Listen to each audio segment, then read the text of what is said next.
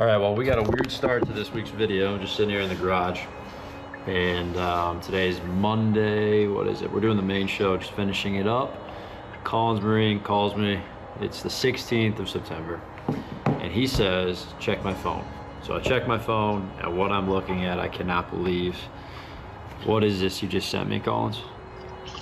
So, remember that time I called you, or you called me, I guess, freaking out from the stand in November? It was what, 2016? 8 years ago. Yeah.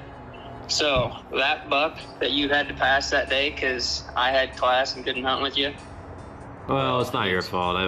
I did a lot of things wrong. But yes, I know what steer you're talking about. Yeah, flyers, drops, everything. Well, the guy that hunts the property just to the north, I actually just found him today. Goose hunting, of all things. He was buried in that old slough. I guess he was walking to pick up some decoys, and I don't know exactly how he found him, but he was full of mud and he looked sweet. It's crazy how like where did that deer, just how he ended up there. I mean, you saw him, and then obviously the neighbor to the south saw him that same day, but other than that, we didn't have any history or anything with him, and nothing before or after that. What's crazy to me is 2016, that was our first year on the Heartland show, if you remember that. Jared had let us finally start filming. And I remember at that point, the one thing I was working towards was the internship with Bill. I mean, we were still at University of Iowa. You had just killed the White Patch 10, so that was our quote-unquote first filmed hunt. We were doing stuff from Midwest Whitetail. Yeah. And then we quote-unquote put the camera first, this deer of a lifetime. And I was that hunt to me just signified the beginning. You know what I mean? Oh yeah. And I remember how disappointed yet proud of yourself you were. And everybody who looked at it was like, dude, you are nuts. How did you just pass that? Well, I don't know. I don't know if proud is the right word, but it was all in, right? Yeah. Yep. And then we killed that deer 4 days later with Caleb, that wide 8, and here we are 8 years later. So that is not the text I expected you to send me, though. I'll try to get you some better pictures, but yeah, he's a freaking tank. I'd love for us to just go see him sometime. Dude, I know. 8 years sitting in the mud. Can you believe that? I wonder, I just want to know how he ended up there. Was it after season? Got run down, got in a fight? I don't know. It does. It's crazy. Yeah, I don't know. It just another one of those examples of what are the chances that we even ever heard about that? Mm-hmm. You know what I mean? We'll have to get the video, send that to that guy. I mean, I don't know if he really cares, but it'd be cool for him to see what he looks like when he was alive. I think he'd think that was sweet. Well, yeah, you'll have to send it to me and I can send it over to him. It's a wild way to start the week. Yeah, no kidding. Well, you guys going hunting this weekend with youth seasons coming? Yeah, we are. We're going to get out, hopefully get Carson and Cooper both out. Looks like there's a decent front coming too, so I don't think we can hunt Saturday, but Sunday we'll be after them. Sweet, dude. Wow, that was like a time capsule moment right there. 8 years. Well, what better way to start this video of the chase than you just saw that craziness. I'm going to show you that hunt. It really was nobody's fault that a deer didn't get killed but mine. But man, 8 years ago, we looked different, we sounded different, we sucked at filming. But that's where it all started. So I guess we're gonna jump to that hunt now, and I'll come back, and I don't know, I feel like I gotta go down memory lane real quick.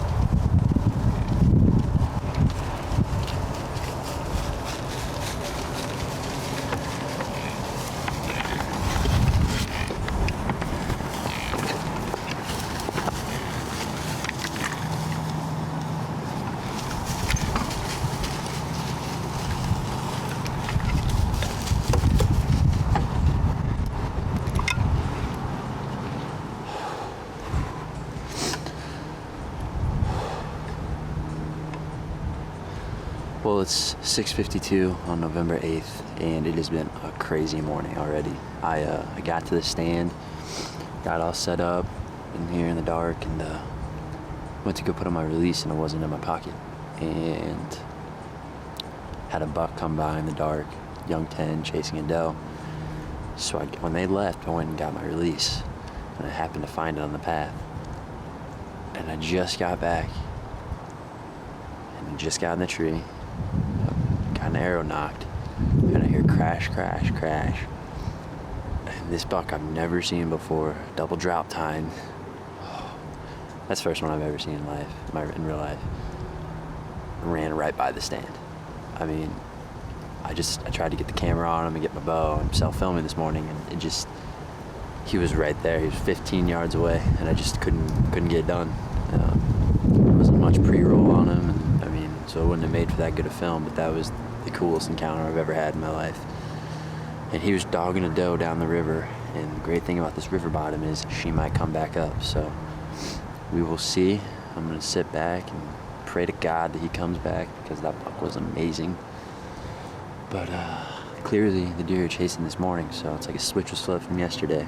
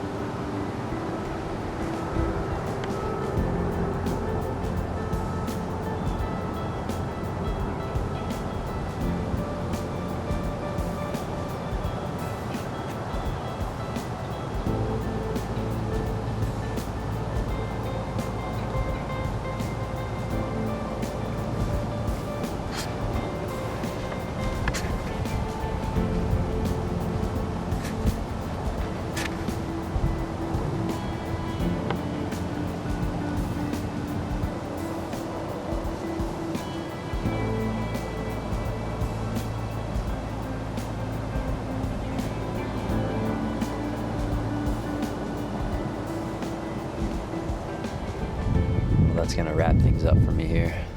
It's about 10 o'clock, and I gotta get down, go get some stuff done at the house, and then head to class. So that was one of the best mornings I've had in my entire hunting career, and this year for sure. Never seen a drop tine before, let alone a double, or I guess you could call them a triple drop tine. But it unfortunately did not work out the way I was hoping. You know, I got about 15 seconds of footage of them, but, you know, Collins and I set goals this summer that we wanted to take mature deer on camera, and I wasn't able to get the bow drawn back and be on that deer. So it's one of the, I guess you could call it the negative, but at the end of the day, that was one of the coolest encounters I've ever had, and I don't think there's anything negative about what just happened here. Oh man. Well, what you just watched there, that was a really interesting experience for me to go watch that for the first time in I don't know how many years. I don't really know, I mean, a little context on the hunt.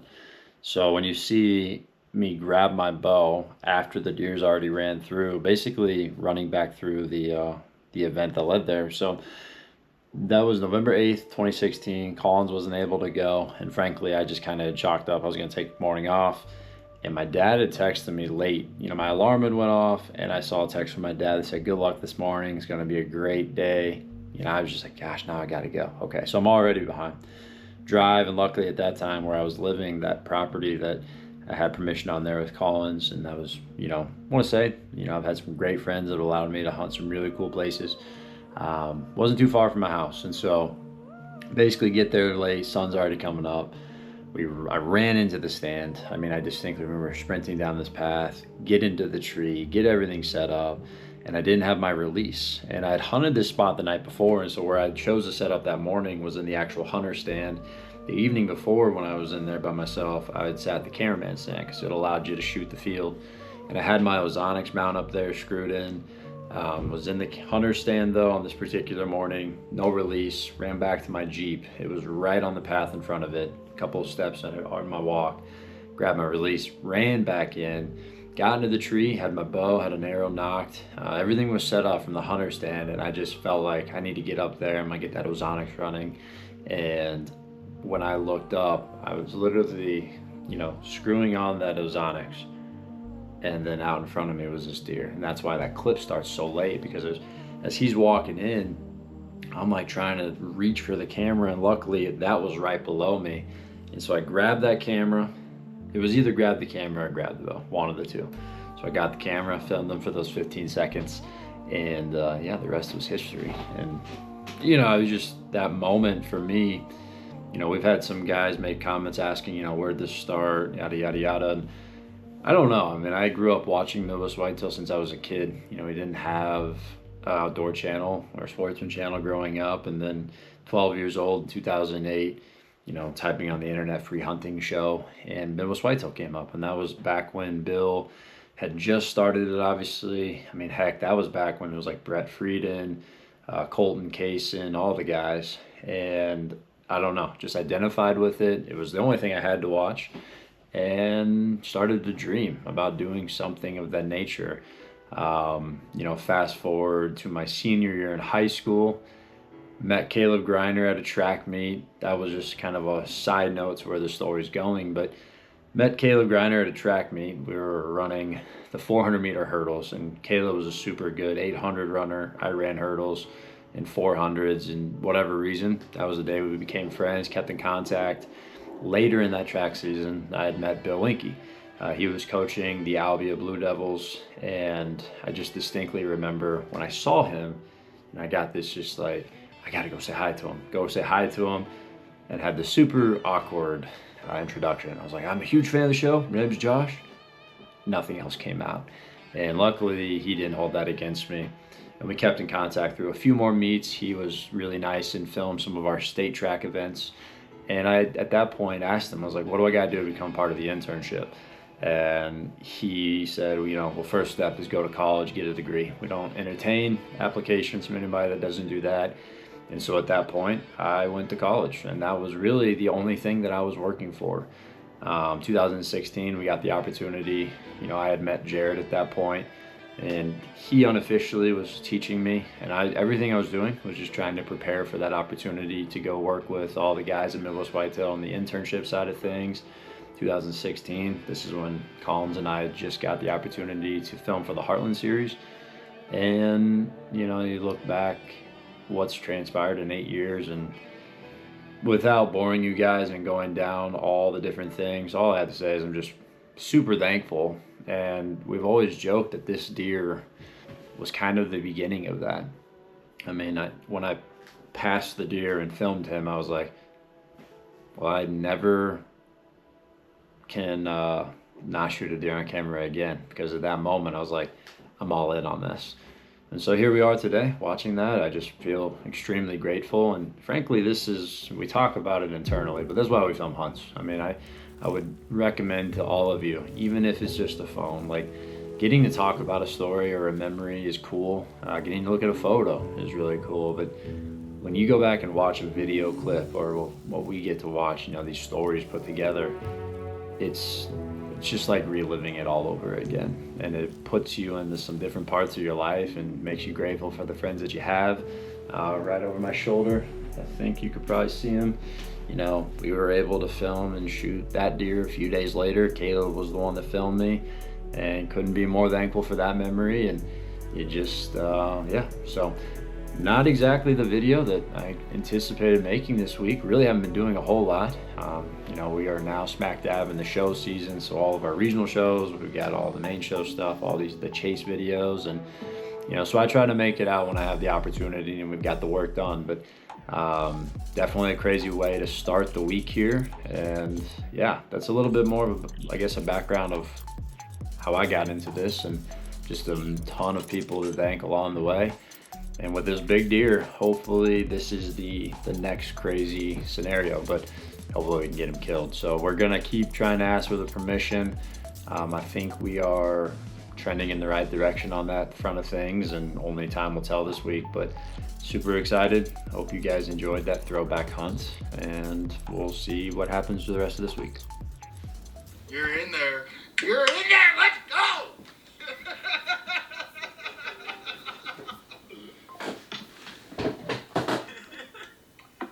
Get permission?